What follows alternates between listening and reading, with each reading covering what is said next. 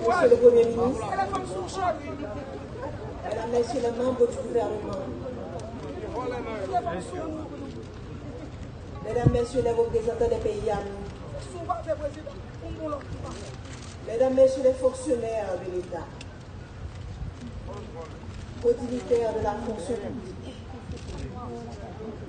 Mesdames, Messieurs les représentants des institutions indépendantes, Mesdames, Messieurs les officiels des 10 départements de la République, Mesdames, Messieurs les représentants des collectivités territoriales, Mesdames, Messieurs les représentants du secteur privé des affaires, Mesdames, Messieurs les représentants des organisations de la société civile, Mesdames, Messieurs les représentants de la diaspora, remarquons le pays.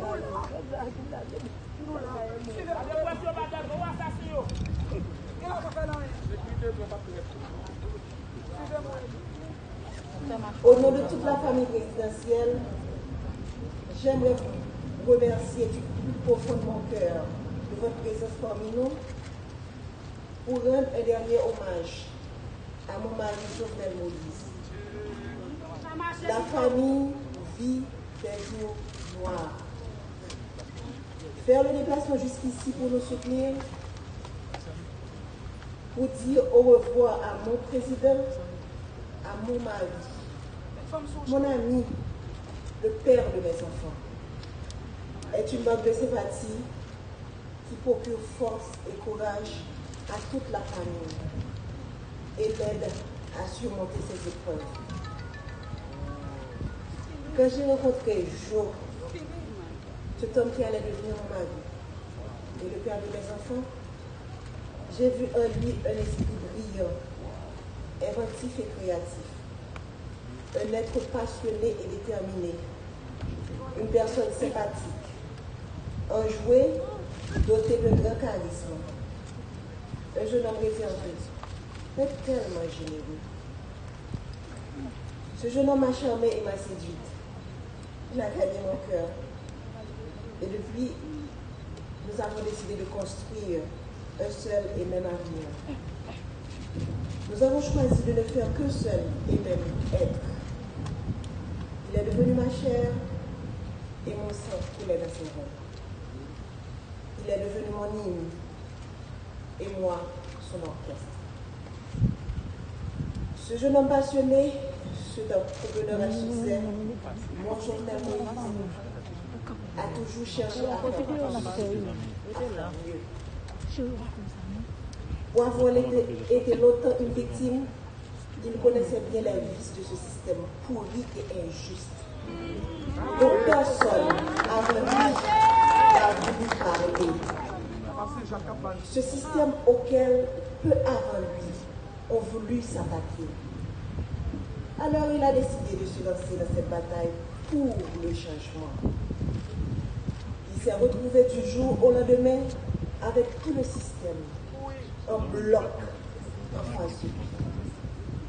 Il a été traité de tous les mots, sous l'anonymat des réseaux sociaux, derrière la toute-puissance des micros et la pointe des stylos vendus à prix d'or, cachés sous des titres ronflants dont il s'afflige.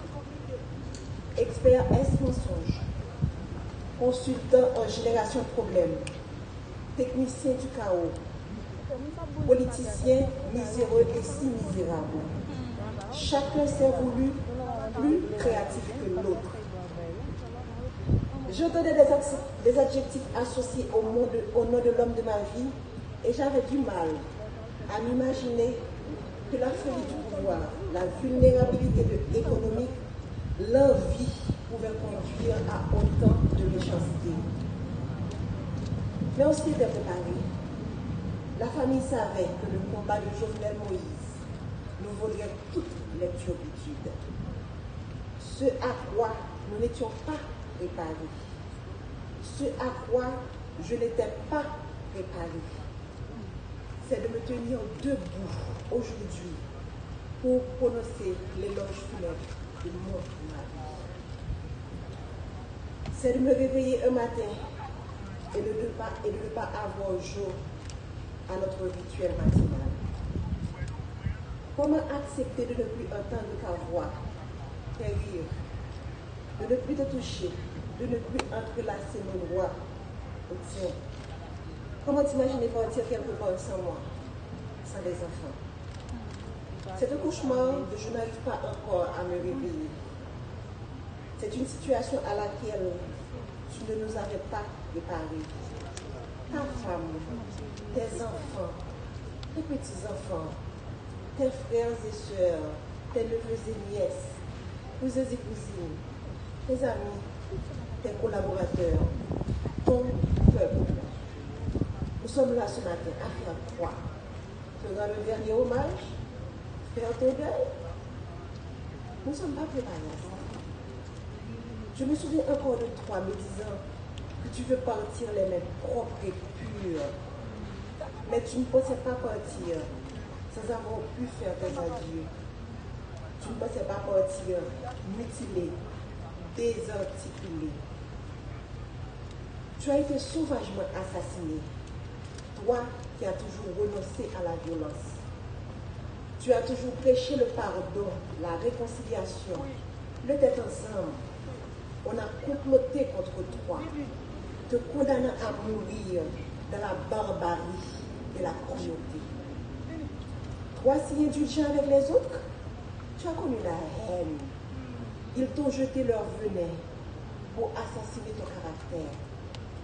Toi, toujours si loyal envers eux, tu as été abandonné et trahi.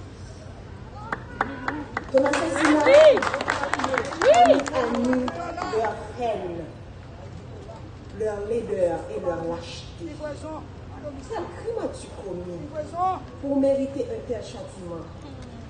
Toi, dont le plus grand péché a été d'aimer ton pays, défendre les plus faibles, les plus vulnérables, les plus opprimés, les sans voix, contre l'avarice des uns et la cupidité des autres.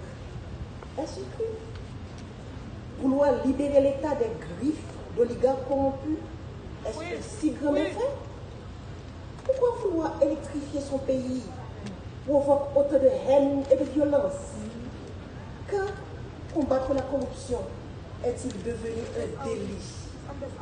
Pourquoi vouloir démocratiser le crédit est un péché? Comment lutter pour l'égalité des chances d'accéder à la fonction publique est devenu condamnable?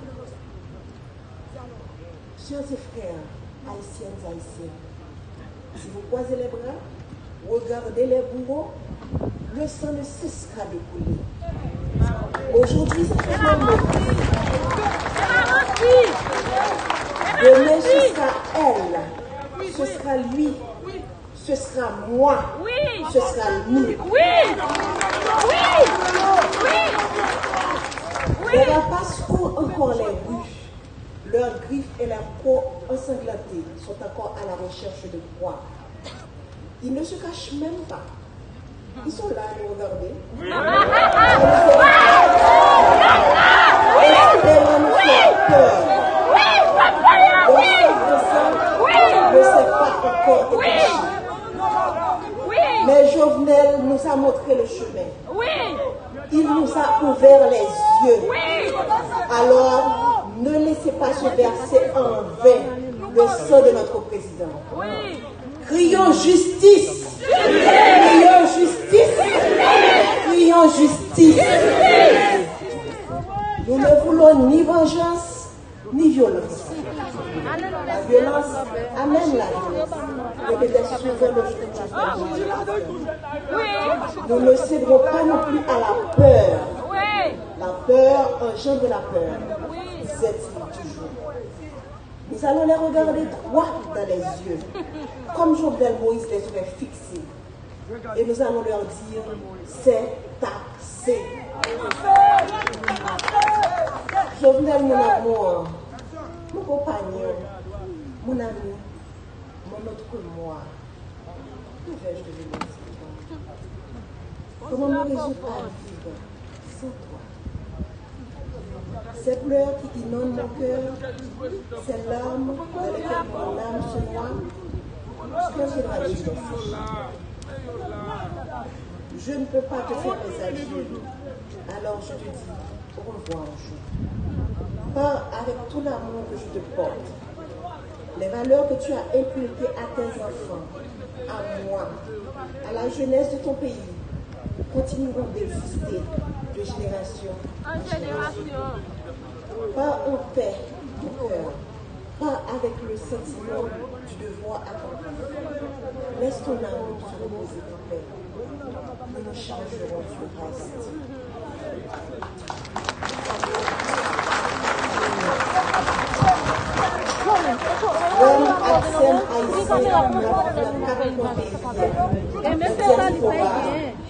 Nous-mêmes qui nous supportons ça,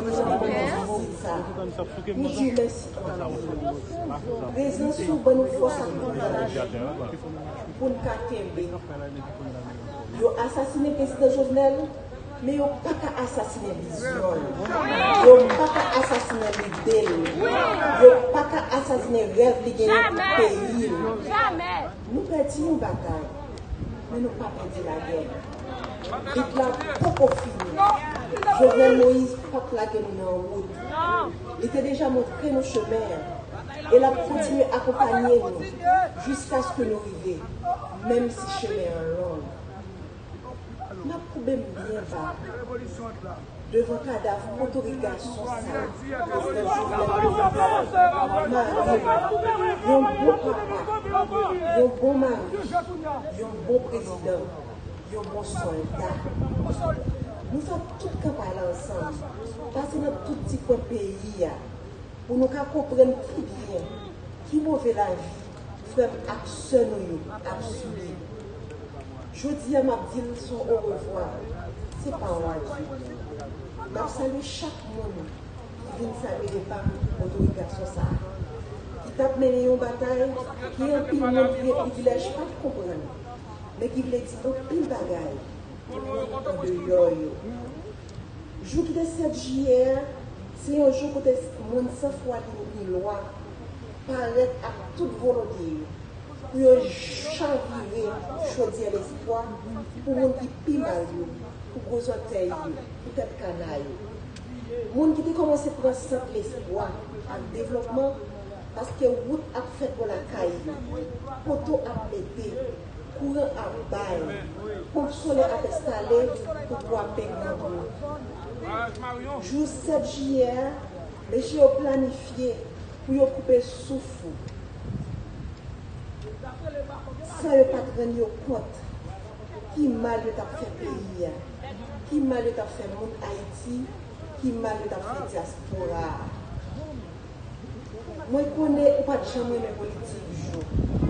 Je pas de chambre de entrer dans la politique. Moi, je toujours voulu un changement réel. Je toujours voulu la vie meilleure pour sa petite pauvre. Je ne pense que petit changement ça, pour te faire. Tu peux mettre mélanger toute famille, tu peux mettre mélanger tout peuple. Mais pas penser qu'il y a une route de l'eau courant qui se base développement tout peuple sur la terre gagné, qui se base développement et que tout peuple sur la terre doit gagner, tu peux mettre nous dans le chagrin éternellement. Nous t'es toujours voulu pour rester cochon et de cochon. Mais hélas, ça c'est la cause que le pays a été l'oxou. Ça c'est la cause que le monde qui contrôle le gang, c'est la guerre. Ça c'est la cause que la conspiration village Tibois te manqué pour toi. Ça c'est la cause que tu payé mercenaires. Vivre dans le pays, rester pendant plusieurs mois, pour te donner le 6-7 juillet, pour te éteindre pour l'enfant. Yo goumé, juste avec droite. Jo, oligarque yo gagne une bataille. Mais par contre, si le peuple a commencé à être clair, si le peuple a commencé à comprendre, si j'ai le calé, qui donne ou devant. Nous perdons une bataille.